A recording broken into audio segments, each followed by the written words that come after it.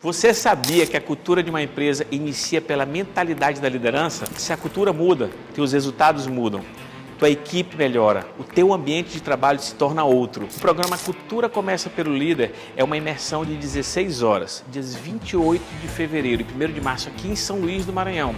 Eu vou te ajudar a fazer a transformação cultural da tua empresa.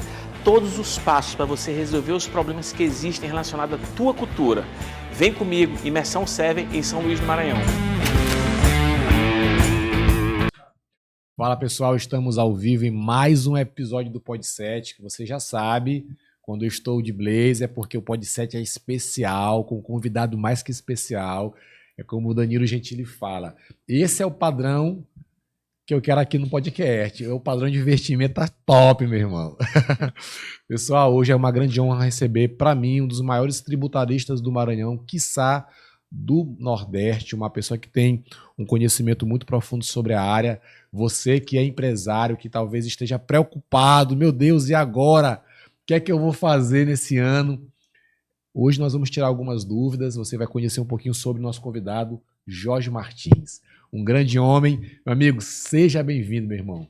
Bem-vindo, quer dizer, muito obrigado por você me receber aqui. É uma honra, sem dúvidas, a gente ter essa conversa, esse diálogo e poder falar um pouco do que eu gosto, né? Que é do direito, especificamente do direito tributário, e contribuir aqui com o projeto do podcast e contribuir com quem está ouvindo, com quem está assistindo.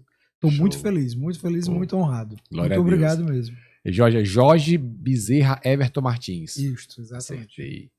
Meu amigo, eu sempre gosto de fazer a mesma pergunta no início do podcast. Tem uma palavra na Bíblia que fala: eu quero trazer à memória as coisas que me dão esperança. É tão bom quando a gente faz assim uma retrospectiva da nossa vida, quando a gente começa a analisar as nossas conquistas, o que nós já passamos, até os momentos difíceis. Quando a gente começa a analisar até os momentos difíceis, eles nos ajudam a formar quem nós somos. E eu quero te perguntar, quais boas lembranças que você tem na perspectiva de fazer uma retrospectiva? Levando lá do Jorge, criança, com seus pais, até a fase que você está, meu amigo. Fique à vontade para me contar um pouquinho sobre sua retrospectiva. Na verdade, a vida da gente é uma infindável retrospectiva mesmo, né? Está muito certo. Porque é sempre essa reavaliação. A gente vai à frente, tem que olhar para frente, mas sempre reavaliando, né? E hoje mesmo curiosamente eu falei para um cliente que foi lá no escritório que, no fundo, a gente, pelo menos de maneira geral, a gente sempre está em evolução. A maioria esmagadora das pessoas, se pararem agora para fazer uma retrospectiva dos últimos 10 anos, vai acabar chegando à conclusão, se tiver o mínimo de generosidade consigo mesma, né, de que evoluiu durante esse médio prazo, né? Então, é uma boa ideia. Achei uma ótima ideia falar isso.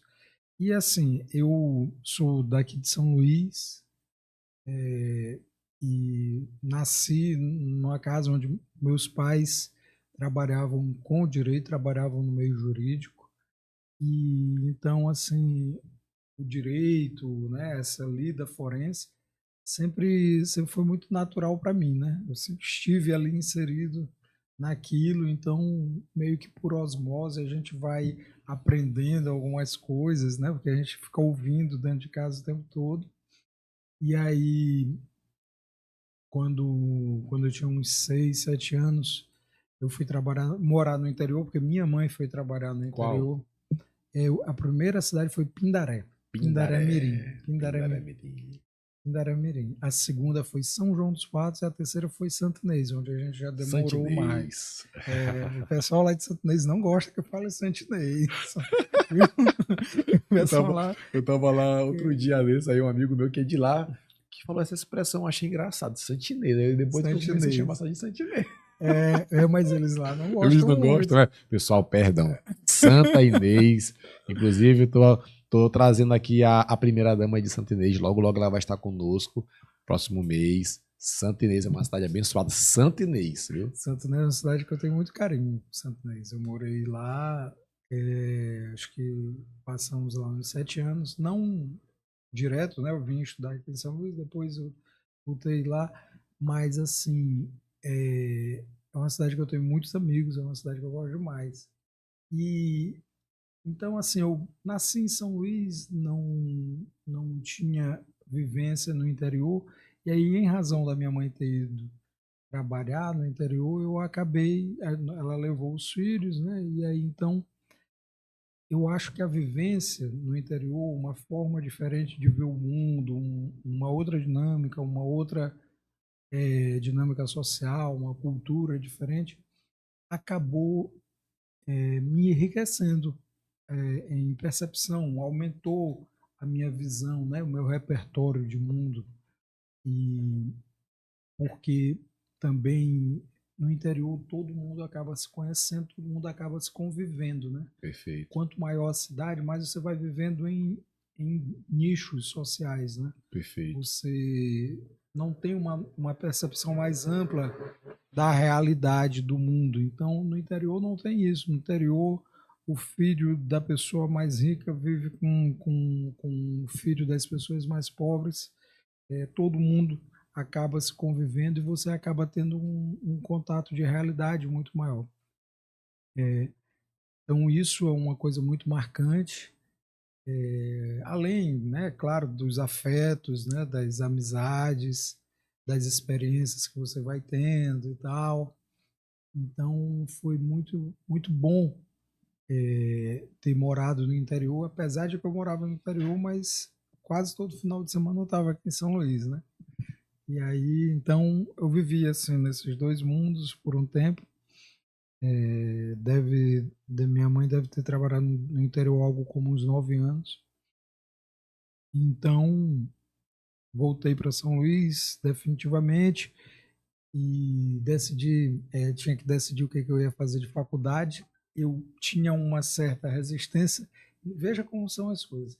Eu tinha uma certa resistência ao a fazer direito, fazer o curso de direito, porque eu receava que aquilo ali poderia ser indutivo, né? Porque meus pais tinham se formado em direito, meu irmão André já fazia direito. Eu achei que eu estava cogitando aquilo ali, mas cogitando por indução, Sim. não por vocação, né? Mas, por outro lado, eu desde exatamente a sexta série, eu percebi que eu iria trabalhar com alguma coisa relacionada à comunicação. Tu que és um comunicador, existem várias formas, né, de você se comunicar.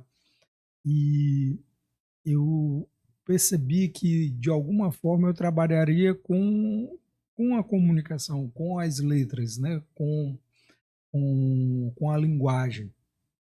E então, eu me lembro, isso era antes do meio do ano escolar, quando eu percebi isso e eu então comecei a procurar estudar português com mais foco, assim, aprender, ler livros com um olhar mais de aprender como se escreve, é, além de, óbvio, né, as regras gramaticais, mas também questão de estilo, né, de como se forma o texto, como produzir um texto. E vou contar aqui uma coisa que eu nunca contei em lugar nenhum. Show de bola. Ninguém sabe disso. Infelizmente, eu não tenho esse arquivo. Mas eu escrevi um conto. Eu acho que isso eu já fazia, talvez, oitava série, eu escrevi um conto, algo como uns 40, 50 páginas. Mas, claro, como um adolescente que eu era, inseguro, eu acabei preferindo Publicar. não é nem publicar, senão mostrar para ninguém. Eu não mostrei para ninguém. E esse arquivo ficou no computador, no tempo, né, um PC AT 486. Ele ficou lá no Explorer lá do Windows e se perdeu com o tempo, né? Mas eu me lembrei disso não tem muito tempo. Eu lembrei, Rapaz. Lamento não ter esse texto, mas acabei aprendendo que esse era o meu caminho. Então, quando eu fiquei em dúvida se fazia direito ou não, eu acabei, na última hora, decidindo fazer direito. E, francamente, dali em diante, eu tive um primeiro momento, no primeiro semestre, onde fiquei mais inseguro se continuava, se estava me fazendo sentido. E aí minha mãe pegou e fez um combinado comigo. Ela disse, olha, vamos fazer o seguinte, faz mais o segundo período. Se tu não gostar, no segundo período, se tu não gostar, aí eu deixo tu sair, aí tu escolhe um outro curso. Mas eu sei que tu não vai sair. Eu sei que de agora em diante, no segundo período, onde você vai ver o direito mais propriamente, sei que tu vai te apaixonar, tu vai chegar para mim e vai dizer que tu não quer sair. Mas te dou minha palavra. E assim o foi, né? Uma mãe conhece o filho, né? E quando eu estava, acho que no meio ainda do segundo semestre, eu já cheguei para ela e disse, olha, mãe, não precisaremos de plano B, mas vamos continuar no plano A. Então, assim, sempre gosto muito de filosofia, Gosto de sempre filosofia? gosto muito de filosofia. Filosofia como ar que se respira. A gente precisa, é a forma que a gente tem de compreender o mundo e compreender a si mesmo. Quais são os autores que tu recomendaria para quem quer iniciar Olha, essa arte da filosofia? Eu vou recomendar um livro aqui de filosofia que, para mim, é talvez o filósofo vivo que eu mais gosto atualmente. É um francês chamado Luc Ferry. Luc Ferry. L-U-C Ferry. F-E-R-R-Y. O livro se chama Aprender a Viver. Aprender a viver. Nesse livro ele faz um apanhado da filosofia, da história da filosofia, explicando as escolas filosóficas e tudo, dando opiniões dele também. Ele não é uma narrativa, não é um texto analítico das escolas filosóficas. Ele perpassa pela história da filosofia, mas filosofando propriamente, não como historiador, mas como um filósofo propriamente. Então, eu acho que para alguém que queira aprender, queira se iniciar nas letras da filosofia, eu acho que esse livro dele é um bom caminho, porque tem um nível alto, não é superficial, a linguagem é boa e você vê o que é ali, desde o início, vê o que é um filósofo, o que faz um filósofo. Tocando esse assunto de livros, o Brasil é um país onde temos poucos leitores. E muitas vezes temos os pseudos leitores, que são aqueles leitores que dizem que ler, mas não lê, ou até mesmo ler, mas não compreende. Quais dicas de leitura tu poderia dar? Porque é um assunto que parece ser muito óbvio, mas o óbvio precisa também ser dito. Sim. Eu acredito que se nós tivermos uma cultura de pessoas que leem mais, a gente vai conseguir civilizar muito mais a nossa sociedade. Eu tenho certeza disso, concordo totalmente. E quem não lê não tem ideia, né? Não pensa, não reflete, não exercita o cognitivo. Mas assim, eu acho que seria muito fácil eu chegar aqui para responder assim, olha, tem que ler os clássicos. Mas como tu disseste, o óbvio às vezes precisa ser dito, mas a gente precisa também um pouco além do óbvio. Então, assim, tem que ler os clássicos? Tem. Por exemplo, filosofia, tem que ler Platão, tem que ler Nietzsche, né?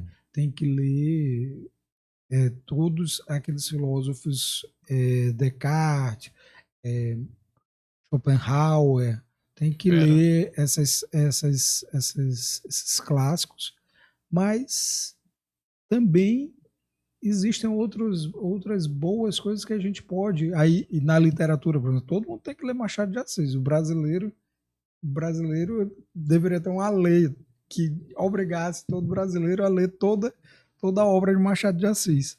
Mas, saindo dessa ideia de clássicos, e eu já dei aqui uma indicação, né, do Luc Ferry, como é um bom início para a filosofia, mas de literatura em geral, olha, primeiro autor que para mim é o cara que mais influenciou na minha forma de escrever e tudo, que para mim é o melhor, é o João Ubaldo Ribeiro. João Ubaldo Ribeiro, quando ele desapareceu, assim, ele deixou assim, um espaço muito vago na minha rotina, porque eu lia todas as colunas dele no Estadão. João Ubaldo Ribeiro, que é um baiano, né? O baiano João Ubaldo Ribeiro, que tem, como por exemplo, o livro A Casa dos Budas Ditosos, que já foi encenado várias vezes no teatro. Sorriso do Lagarto, que inclusive foi série na Globo. Eu era criança, mas eu me lembro que foi montada como série na Globo. O Sorriso do Lagarto tem muita coisa boa, e ele também tem muitos livros que são de compilação de crônicas, né, que ele ia publicando nos jornais. Então esses são maravilhosos, os livros que são compilações de crônicas, porque ele vai trabalhando ali as ideias, aí tem por temas, né, divide por temas. Então eu acho um clássico, mas muita gente talvez não ache. Acho que tem que ler, falando em crônicas, tem que ler também Nelson Rodrigues. Nelson Rodrigues é uma leitura deliciosa. Tem a Sônia Scioli, que é uma literata que ganhou mais notoriedade nacional não tem muitos anos, é muito boa. E olha, tem tanta coisa. Eu leio, eu agora tenho lido muito livro de direito tributário, né? Porque eu estou terminando a minha dissertação. Mas eu prometo que eu faço uma lista aí de coisas para se ler. É um clássico, mas não é um clássico tão óbvio. Montaigne, o livro de ensaios de Montaigne é uma coisa que recomendo a todos. E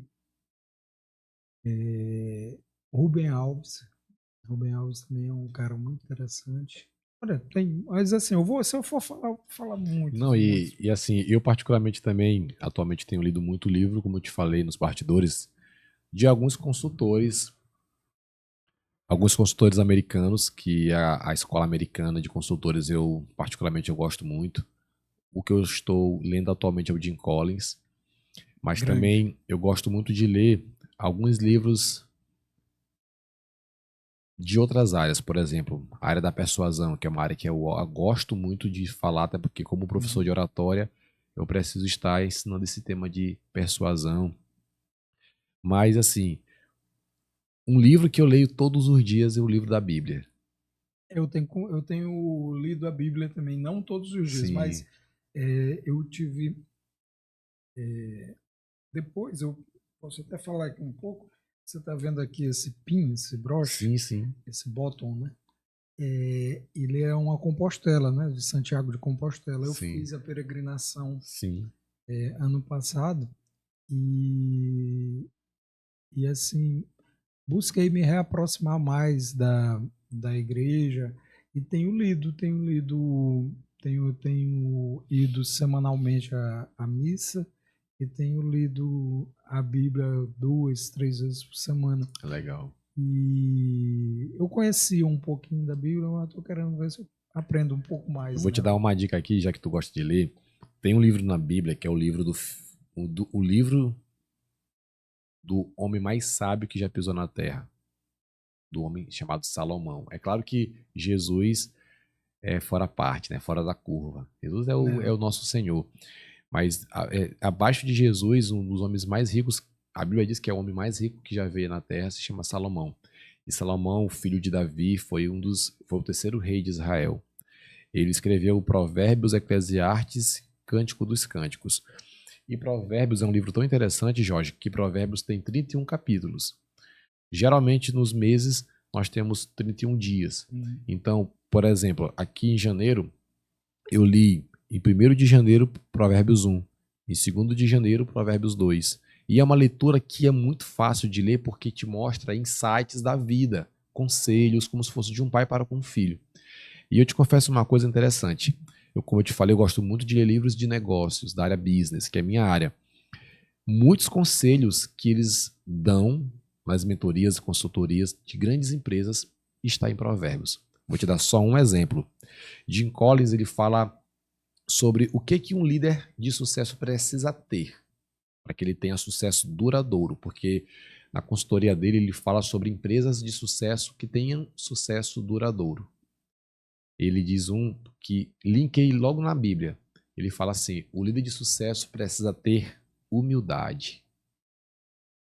E a Bíblia fala em Provérbios que a humildade precede a honra, mas a soberba precede o fracasso. E ele fala também no livro, e a Bíblia fala sobre isso, que os orgulhosos, os soberbos, eles fracassam, eles caem. Ele mostrou, por exemplo, vários líderes do Vale do Silício que conseguiram despontar, cresceram bastante suas empresas, mas logo caíram porque deixaram entrar o orgulho, a soberba. Então isso é uma coisa que eu levo para a minha vida e também levo para os negócios. Então assim, é um livro que tu vai gostar, porque tu vai conseguir fazer muito paralelo com o dia a dia. Fica aqui uma indicação especial do seu amigo. E assim, entrando agora para outra seara, eu queria falar um pouco sobre a área tributária, que é uma área que hoje eu percebo que muitos clientes nossos de consultoria, eles estão apavorados, estão desesperados. Gustavo, o que vai ser 2026? O que vai ser 2026? 2026, pelo menos para os meus clientes e para muitos empresários que nós recebemos aqui, estão apavorados. Me diz quais foram as novidades que iniciou nesse ano e o que tu poderia deixar também de dicas para esses empresários que estão apavorados. Olha, vamos nos apavorar, mas com calma, né? Vamos ter calma nesse pavor. Assim, assim, de maneira bem objetiva, o que aconteceu com a reforma tributária foi que nós trocamos o sistema tributário nacional. Existiu o sistema tributário nacional anterior e o novo sistema tributário.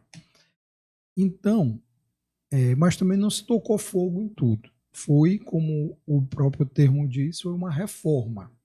Ele mudou, mas ele manteve os alicerces mais profundos de todo o sistema tributário que nós temos desde o Império. Então, assim, é uma evolução, mudanças drásticas, existem mudanças bem contundentes, mas, assim, não é... Eu acho que muitas vezes as pessoas, o leigo em direito tributário, ele tem um temor, às vezes, maior, porque se fala e muitas vezes polemiza umas coisas, tingindo de cores mais fortes do que merecia. E então eu acho que muita coisa mudou, tem uma fase de transação muito grande, né? Mas não é nada que a gente não consiga resolver. Não é nada que as pessoas não possam se adaptar. E acho que no final das contas a reforma vai ser boa. Eu também tenho críticas a ela, como todo mundo ou quase todo mundo. Talvez só quem não tenha críticas à reforma tributária são as pessoas que trabalharam na produção dos textos, né, da reforma tributária. Mas é claro que, e é natural, inclusive do próprio processo legislativo, que não haja unanimidade e que um texto ele venha, ele já nasça com algumas coisas precisando ser corrigidas mesmo. Então isso vai acontecer, não tenho a menor dúvida, e as leis complementares que vieram depois da emenda constitucional já começa a definir, temos a lei que instituiu o IBS e o CBS, e temos agora, por último, o Código de Defesa do Contribuinte, que a gente já começa a enxergar melhor como vai funcionar aqueles conceitos que pareciam muito abertos lá na emenda constitucional. Na prática, o que muda? Muda que nós tínhamos 5 impostos, 5 tributos: PIS, COFINS, ICMS, ISS e IPI. E agora nós vamos ter 2. O CBS, que é a contribuição que vem a substituir esses 3 tributos federais, IPI, PIS e COFINS, e o IBS, que vai substituir, unificando o que nós tínhamos como o ICMS e o ISS, que eram estadual e federal, respectivamente. Então, para que isso aconteça, para que principalmente você unifique, nós tínhamos três entes tributantes, né, que são os entes federativos, né, a União, o Estado e municípios. Para que você consiga unificar um imposto linearmente para todos os mais de 5 mil municípios e os 27 estados, você vê que isso é uma engenharia de competências institucionais e engenharia legislativa grande. Então se fez a competência compartilhada, e esse é um ponto que realmente merece, não ficou muito claro na reforma, na emenda constitucional, mas a gente, e quando veio a lei que instituiu o comitê gestor, que é quem vai gerir essa competência compartilhada, ainda ficaram algumas dúvidas, algumas críticas, mas assim, minha opinião pessoal, eu tenho 42 anos de idade, me entendo por gente desde o final da década de 80, né?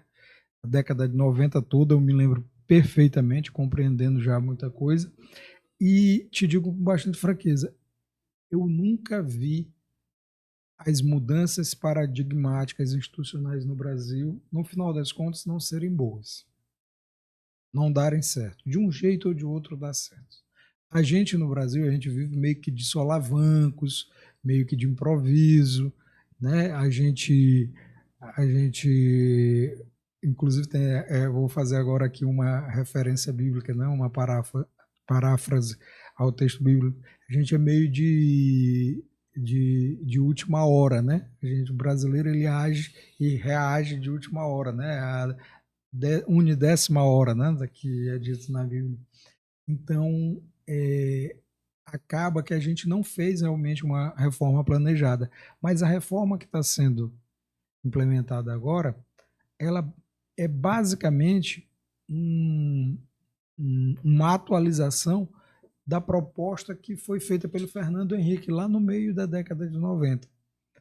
E no Lula 1 e no Lula 2 ele também deu uma atualizada e uma modificada, porque são projetos políticos, né, planos partidários de visão de mundo diferentes, mas assim, a coluna vertebral dessa reforma, ao longo de todo mundo que tentou fazer, Fernando Henrique, Lula 1 e Lula 2, Dilma, só quem não tentou fazer, porque ele acabou priorizando a reforma trabalhista, foi o Michel Temer, mas ele ainda deu encaminhamento. O Bolsonaro também tentou, andou muito, o projeto acabou andando muito no tempo dele, e o governo Lula aproveitou aquele momento, foram muito inteligentes nesse ponto, aproveitou aquele momento de começo de mandato, onde as atenções não estão voltadas, e principalmente a boa vontade em favor do governo, né? As pessoas têm esperança, afinal de contas, né? E eles passaram muito rapidamente o texto, sem ter o debate, a discussão ser feita tanto no parlamento, dentro propriamente do processo legislativo, como com a sociedade. Realmente eles não fizeram isso. Talvez porque achassem que já tinha sido discutido demais ao longo de todos os outros governos. Mas isso realmente é algo que merece muita crítica e que acaba levando a um projeto que tem umas coisas que a gente ainda tem até dúvida de como é que vai ser resolvido. Mas, como eu disse, que vai ser resolvido, eu não tenho a menor dúvida. Vai funcionar. Cada etapa que está delineada vai ser concluída.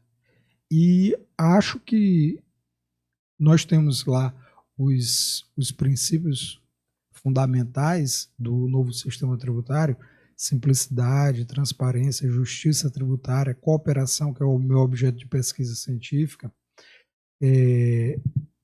Então, assim, acho que existe uma mudança para melhor. Mas essa mudança para melhor, a gente não pode esperar também só de norma.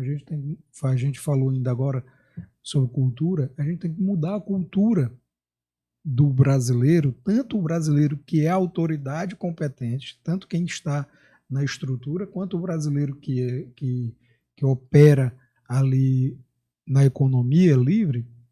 Todo mundo tem que rever seus conceitos com relação ao sistema tributário, à dinâmica tributária.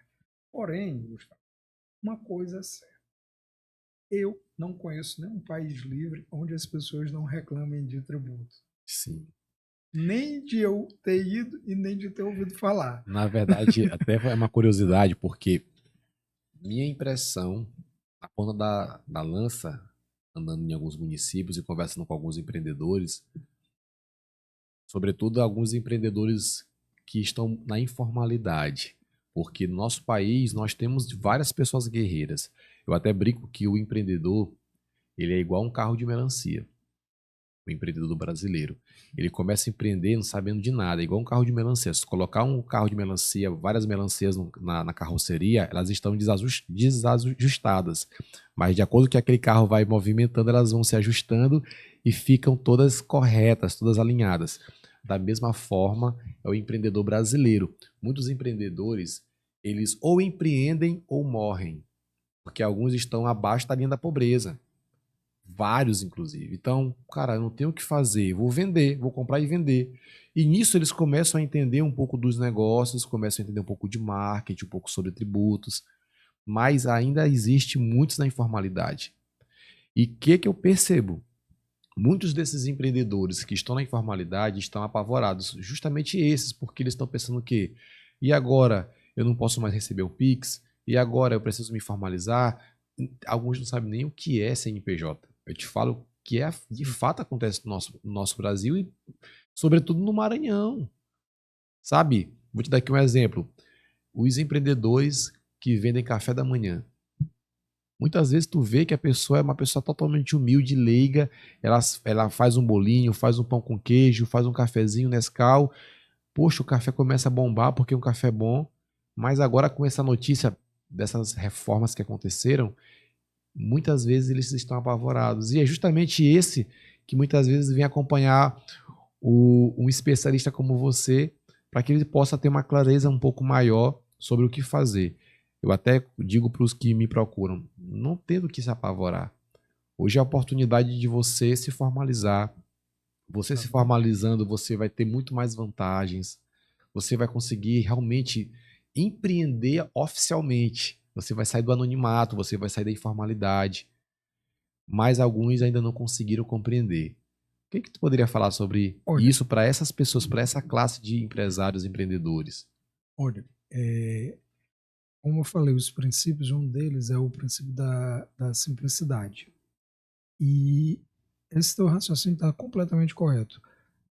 A ideia é que, com o passar dos tempos, a própria reforma, ao simplificar a relação tributária, ela traga o maior número possível de pessoas que estão hoje na informalidade para a formalidade. Quanto mais gente a margem da lei é pior para a sociedade. Então, o que acontece? Quando você tem uma simplificação das obrigações acessórias, como teremos, a simplificação começa com a redução do número de impostos, né, de tributos.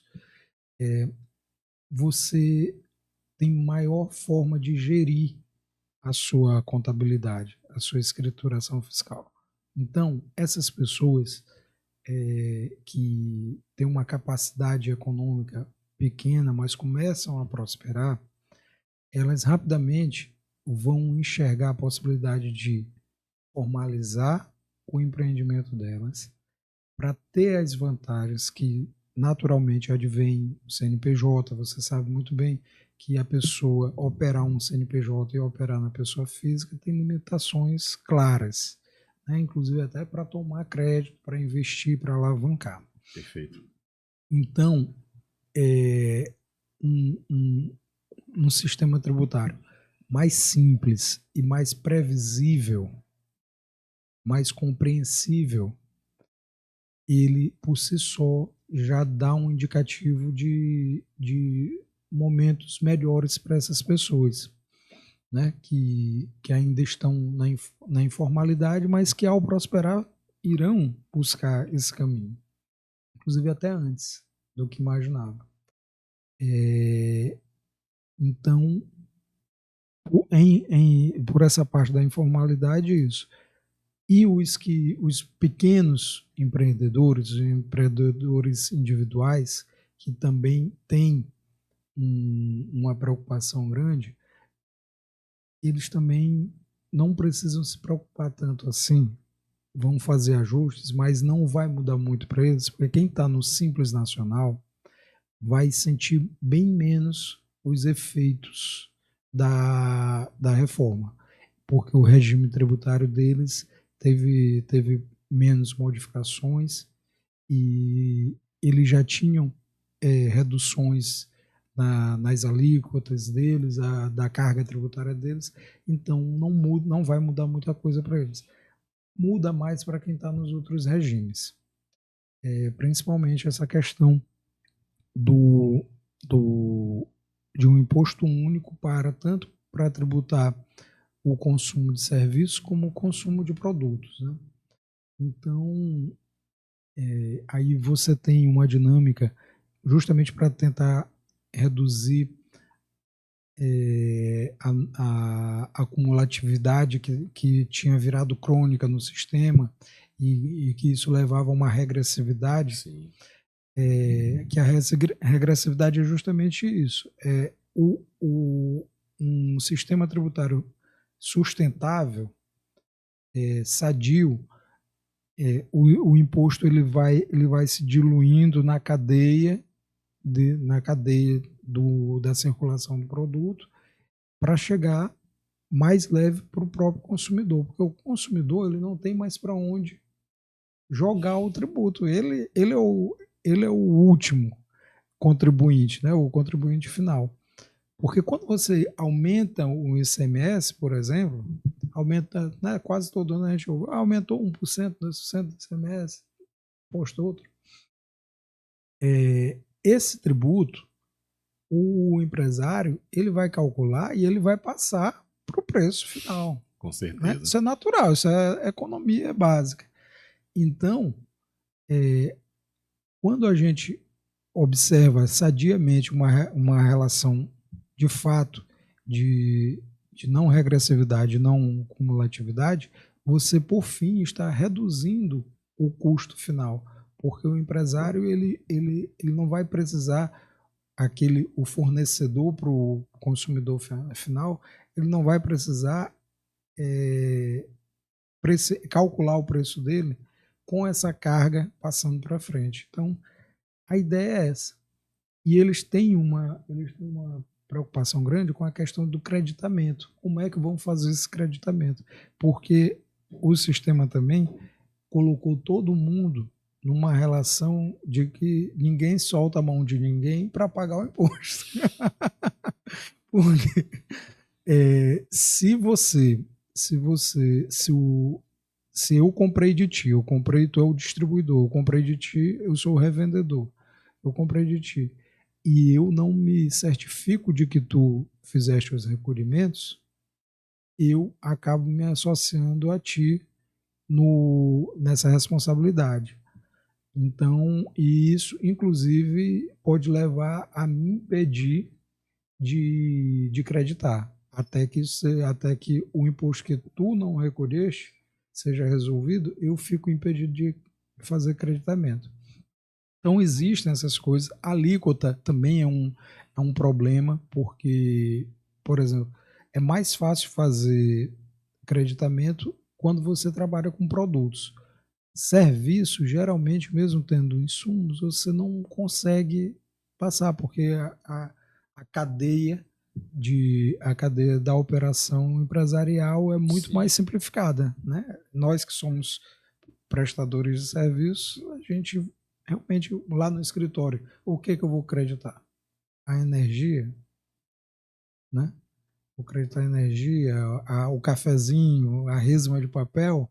Então, essas coisas, mas assim, como eu disse, vão ser resolvidas. A gente vai ter isso resolvido. A carga tributária, me parece que ela possa ter uma subida não exagerada, até que as coisas se regularizem e depois ela tende a cair. E, sinceramente, eu bem confiante quanto a isso. Sim. O Código de Defesa do Contribuinte entrou agora em vigor e ele traz umas coisas muito interessantes e que mostra para que caminho a reforma está indo, né? O código ele se divide basicamente entre direitos e deveres do consumidor e da administração pública, o que é uma inovação. Antigamente, a administração tributária não tinha nenhum dever, só tinha direitos, né? Não tinha obrigações nenhuma para o consumidor, e o consumidor basicamente só tinha um direito, o direito de pagar tributo, entendeu? Então, assim, isso aí tem essa parte, tem a parte da definição do que é o devedor quanto mais, que eu ouvi muita gente criticando isso tal, tá? Estão criando um sistema punitivo dentro do Código de Defesa do Contribuinte. Pode parecer no primeiro momento, mas não é isso, porque na hora que você classifica o que é um devedor eventual e o que é um devedor quanto mais, você está defendendo o devedor eventual. Está protegendo o bom contribuinte que por algum motivo, desculpa, que por algum motivo acabou errando alguma obrigação acessória ou teve algum problema financeiro e acabou não pagando algum tributo, mas não o fez por meio de uma fraude, por exemplo, não o fez de maneira, vamos dizer assim, de maneira estratégica. Porque tem gente, né, a gente sabe que tem gente que deve de maneira constante, justamente para aumentar o fluxo de caixa e até alavancar a empresa, né? Então, assim, não é criar um sistema punitivo, é diferenciar o bom e o mau pagador. E por conta disso, se tem sanções previstas para o devedor quanto mais, também existe uma série de previsão de benefícios, como é que são, inclusive eles usam o termo selo, né? Porque é um prêmio mesmo, é um benefício que é um prêmio mesmo, é premiar premiar o bom contribuinte, né? E fazer a conformidade. A Receita de agora em diante, ela tem duas obrigações muito claras, que é a conformidade e a cooperação, né? E veja só, eu entrei no mestrado em janeiro de 2024 e eu passei meu tempo de mestrado todo ouvindo muita gente dizer assim, mas o princípio da cooperação é para inglês ver, é uma firula, isso daí não vai funcionar, não, vai ser letra morta. Eu ouvi muita gente desconfiando da efetividade do princípio da cooperação. Mas eu sempre acreditei. No princípio da cooperação, porque eu acho que os meios de consensualidade, eles são o futuro, né? E aí, engraçado que ouvi muito isso e nos últimos tempos comecei a ver até algumas pessoas que não acreditavam começando a dar uma chance para o princípio. E ele agora foi muito mais bem definido, ele agora está mais Qual é a claro. definição? Olha, o princípio da cooperação, eu vou te explicar o que ele é, primeiro numa alegoria muito clara. Eu defendo no meu trabalho que o princípio da cooperação ele decorre do princípio da fraternidade, o princípio constitucional da fraternidade, e que é um direito fundamental. E por que eu defendo que ele decorre do princípio da fraternidade? Porque não há relação mais cooperativa do que a relação entre irmãos. Os irmãos, todo mundo que tem irmão, sabe que os irmãos eles cooperam entre si para atingir objetivos, para pedir uma coisa, para resolver um problema. Então é uma relação de plena e da mais sublime cooperação. Perfeito. Fraterna, uma relação fraterna, uma relação em que as duas é um ganha-ganha, como se chama, né?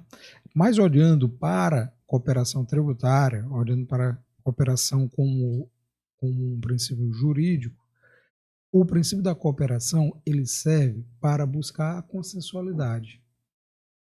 Ele afunila o sentido do valor da consensualidade que você sabe muito bem, a gente já vem implementando nas normas, no sistema do ordenamento jurídico brasileiro. Né? O Código de Processo Civil obriga isso como dever das partes. O Código de Defesa do Consumidor inovou bastante nisso, a lei dos juizados especiais.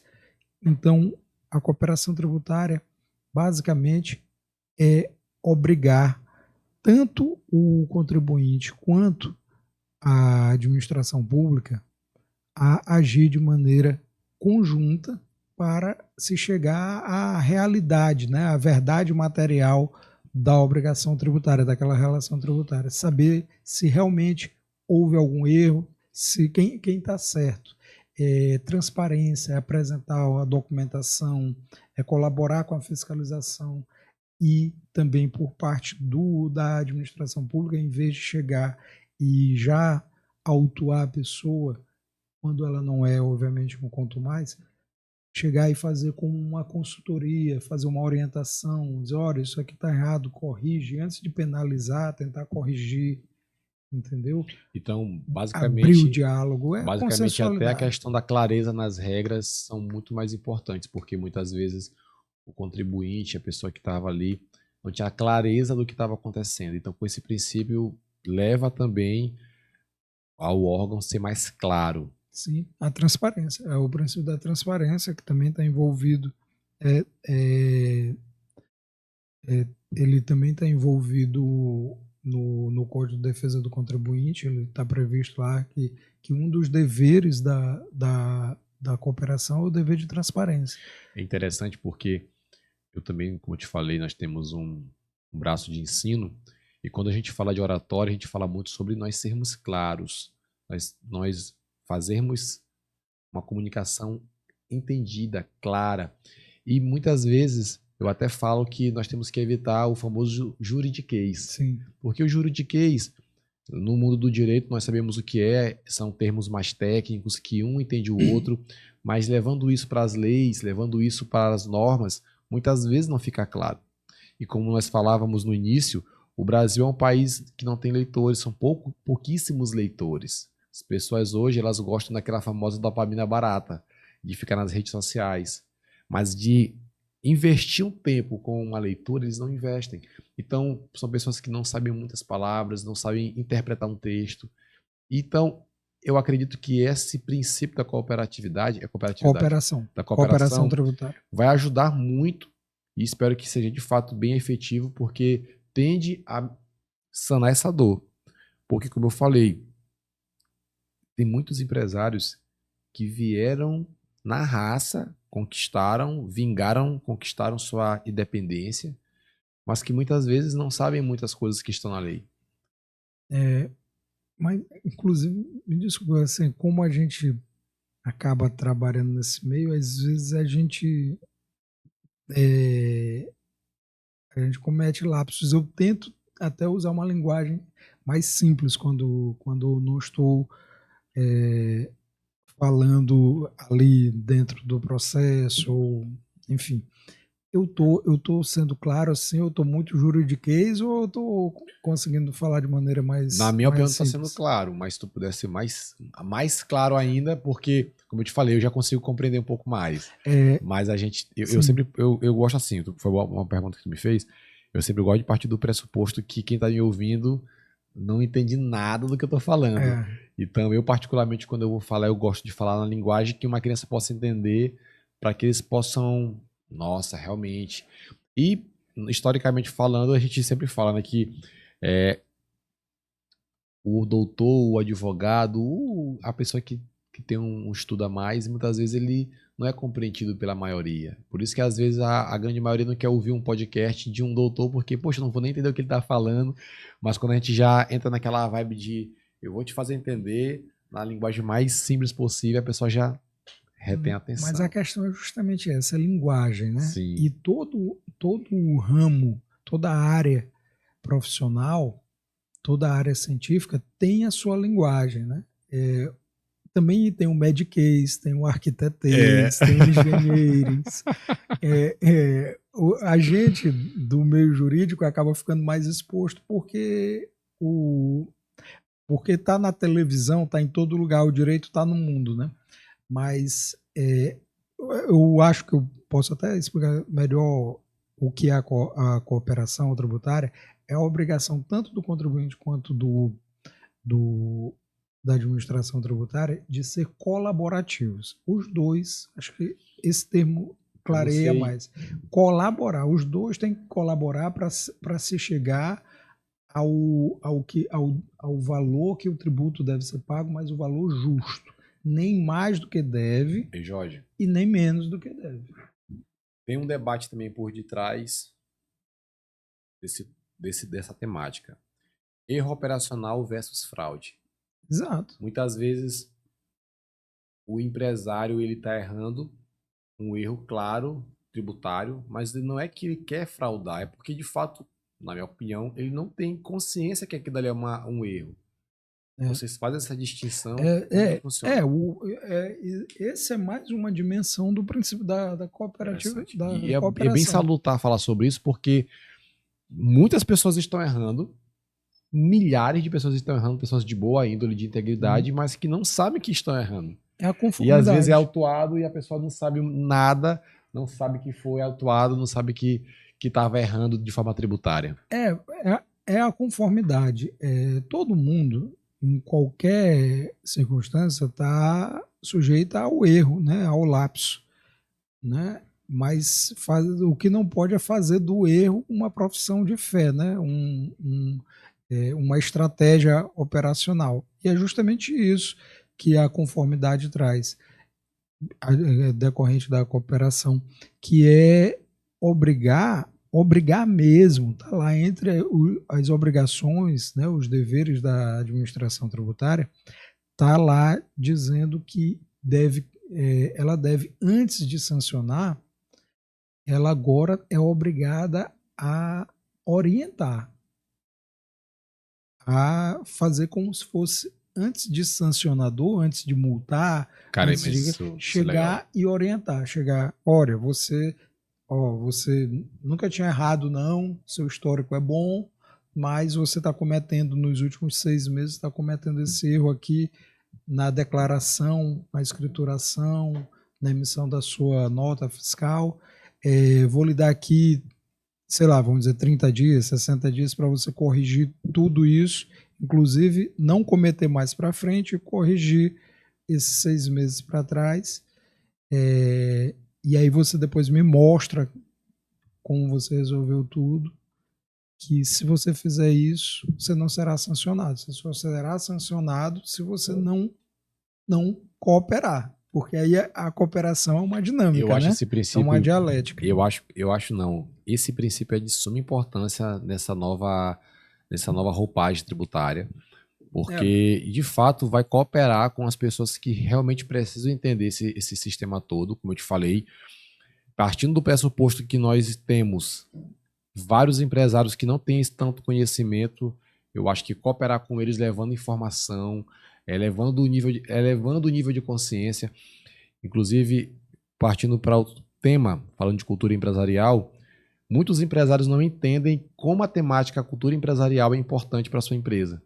Sim. E, pelo menos no nosso braço de ensino, o que é que nós estamos fazendo? Nós estamos elevando o nível de consciência, mostrando para o empresário que esse tema, cultura, é importante. Então, nós temos que elevar o nível dos empresários para dizer que a parte tributária não é que você vai pagar aquilo que não é devido, você vai pagar aquilo que de fato você tem que pagar, mas o que é justo, porque tem dessa sombra de, poxa, desconfiança, poxa, o Estado quer me tomar. Não, ele quer te ajudar a crescer, ele quer cooperar com você. Eu acredito que essa narrativa precisa ser construída para que nós possamos avançar. A gente tem uma situação também que fica muito claro nessa mudança de paradigma para um caminho da consensualidade, né, por meio da cooperação, que é o seguinte: hoje, o maior número de ações, de processos que existe em todos os tribunais, em todo o sistema do judiciário, são ações decorrentes de relação tributária. Isso engessa a estrutura do judiciário. E a tendência é só aumentar se nada for feito. Então, quando você busca obrigar que haja essa consensualidade prévia à cobrança judicial, à execução fiscal, por exemplo, você acaba deslocando a resolução do problema do judiciário para o administrativo. E como as normas anteriores, como eu disse, a Fazenda Pública, o fisco não tinha obrigações, não tinha deveres, só tinha direitos, era inquisitivo mesmo, né? A relação. Quando você desloca para lá, mas não para lá virar também um amontoado de contencioso, só mudar o contencioso do administrativo do judicial para o administrativo. Quando você faz isso, você obriga a Fazenda a ter dialética, a discutir, a procurar se entender com o contribuinte que não está concordando com a exação, né, que é com a imposição do tributo, né, com a cobrança naqueles termos, obriga a realmente dar uma resposta para ele, de maneira que ele, inclusive quando a gente estava falando sobre compreensão, para que ele entenda, para que ele se convença, para que ele se resigne, entendeu? Então, essa consensualidade que é deslocada para o administrativo, para a esfera administrativa, ela é estratégica para reduzir o contingente de ações judiciais de natureza tributária, mas também é estratégica para obrigar que o fisco ouça as alegações do contribuinte e se resolva lá com ele. Olha, o que o Congresso fez foi dizer assim: olha, de agora em diante, você, fisco, você se resolva aí com o contribuinte, porque não dá mais para você dizer não e por que não. Porque não é porque não é. E ele ir lá se reclamar para o judiciário resolver, e muitas vezes resolver dizendo que o contribuinte realmente está certo. Entendeu? Então, perfeito. É uma forma de elevar essa dialética, elevar essa conversa e elevar essa forma de resolver de maneira consensual, de maneira amigável, de maneira construída, na verdade. O contribuinte e o fisco construindo uma forma de resolver aquele impasse ali, se o tributo era 100, ou era 30, ou era 50. Show. é assim que. E acho que funciona. Eu sou muito. Com relação a esse ponto, eu sou extremamente esperançoso. Não é à toa que eu estudo o princípio da cooperação, é porque eu tenho muita fé nele. E Jorge, já estamos já quase chegando na parte final, praticamente. E assim, eu queria mudar um pouco da temática, eu queria saber um pouco sobre tua família, que eu creio que é uma base também muito salutar que você poderia trazer aqui. Eu vejo que grandes homens que passam aqui nessa mesa, grandes mulheres, eles têm esse princípio da base familiar como algo norteador. Eu queria que tu falasse um pouquinho sobre tua família, um pouquinho sobre os teus princípios que realmente regem tua vida profissional, como pai, como esposo. A gente falou de leitura, esse inclusive é um valor, né, um princípio muito forte que foi ensinado lá na minha casa, que é da leitura. Eu sempre vi meu pai e minha mãe lendo muito, né? E, mas assim, meu pai morreu, eu tinha 10 anos de idade, 10 para 11 anos de idade, então a maior parte da minha criação foi com minha mãe, né? Foi minha mãe, ela é uma mulher incrível e ela, ela conseguiu cumprir a missão dela de criar 3 filhos, homens inclusive, sozinha, sem o pai já tinha morrido, e com méritos, viu? Com muitos méritos, com muitos louros.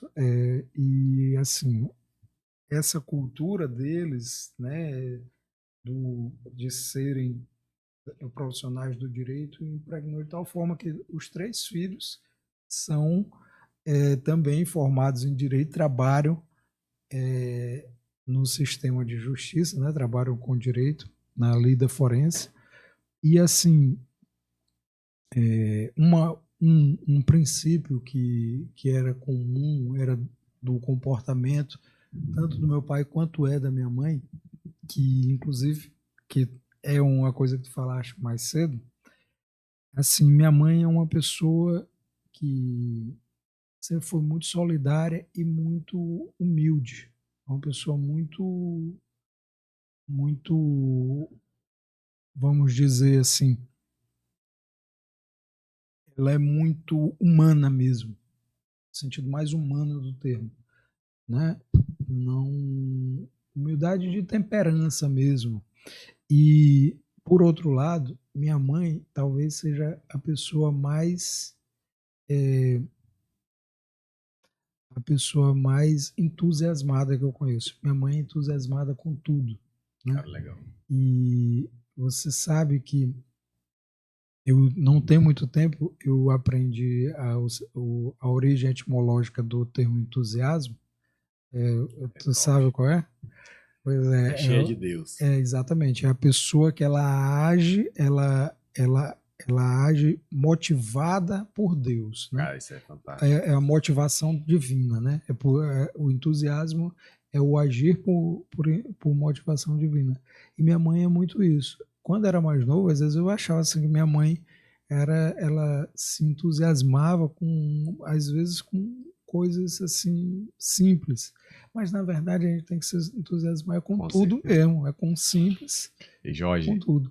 Então, assim, eu já falei aqui então de 3: humildade, temperança, entusiasmo. eu quero deixar um gostinho de quero mais, um gostinho de quero mais em quem está nos assistindo, porque tem muita coisa de direito tributário para falar, tem muita coisa de clientes que eu tenho muitas dúvidas contigo. Assim, grandes profissionais grandes profissionais técnicos nas suas áreas passam aqui e geralmente eles voltam 1, 2, 3, 4, 5 vezes, porque Marcelo, por exemplo, nosso amigo Sim. Marcelo, Marcelo é um dos fera que vem demais. todo mês aqui, Ele porque é muito fera. muita dúvida, é muita coisa. Então, quem está assistindo vai dizer: poxa, Gustavo, eu queria ouvir agora o que o Jorge vai falar da família dele, os valores. Calma, que logo, logo vai ter o segundo episódio. Eu queria que tu mandasse uma mensagem aqui final. Até logo também, porque eu creio que tu vai voltar, que a nossa parceira só está começando. E assim, vai ficar com o Hoje Quero Mais. Eu queria ouvir mais, né? Com certeza. Obrigado. E Jorge, eu quero e vai dar certo. Se tu pudesse voltar numa máquina do tempo, se tu pudesse entrar numa máquina do tempo e pudesse dar um recado de 30 segundos, 1 minuto no máximo, para aquele Jorge que não sabia se o direito daria certo na sua vida. Aquele Jorge que no primeiro período simplesmente disse: mãe, eu não sei se é isso que eu quero para minha vida. Aí a tua mãe disse no segundo período assim: Jorge, se no segundo período você não aceitar o curso, você pode escolher outra opção, o plano B. E você focou no plano A porque Deus te deu aquela força e você se convenceu que era aquilo para sua vida. Mas se você pudesse mandar um recado para aquele jovem Jorge do primeiro período indeciso, qual mensagem você diria para ele? Olha, eu vou te falar uma coisa. Eu não iria falar com o Jorge, jovem indeciso, com o curso que vai fazer, não. Eu ia falar até com o Jorge mais lá para trás. Eu diria, estude mais, leia mais, seja mais curioso e foca mais em estudar. Estuda mais. Acho que estudei, mas eu sinto que conforme eu fui ficando mais velho, eu fui estudando muito mais do que eu estudava quando mais novo. Então, assim, eu teria estudado muito mais. Se eu pudesse voltar no tempo, eu teria estudado muito mais, teria lido muito mais. Tinha jogado menos bola e lido mais. Tinha ido menos para festa e lido mais, estudado mais. E para o Jorge, que já estava fazendo lá o primeiro período, esse aí eu ia lá no mais novo e depois ia lá nele para dizer assim, olha, além daquele conselho que eu dei para ele, que ele vem aplicando, para ti eu tenho um conselho mais específico. Entre na vida acadêmica assim que você iniciar aqui os próximos períodos. Desde a graduação, já busque a pesquisa científica e já busque a produção acadêmica. Porque eu me formei, eu fui trabalhar e tal, e achei que isso não era para mim, né? Que não tinha interesse. E começou a nascer em mim uma ideia sobre isso, eu já tinha mais de 35 anos, e eu fui fazer o mestrado já com 40 anos, entre 40 anos no mestrado. E eu sou completamente encantado com isso, né? É uma coisa assim, vou falar metodologia científica, ninguém quer estudar. Eu gosto de aprender sobre metodologia científica. Então, eu daria esse conselho. E um conselho que eu dou para todos os estudantes, não só de direito, que estão desde o primeiro período ao último, estude mais e tente aprender a ter a vivência da pesquisa científica.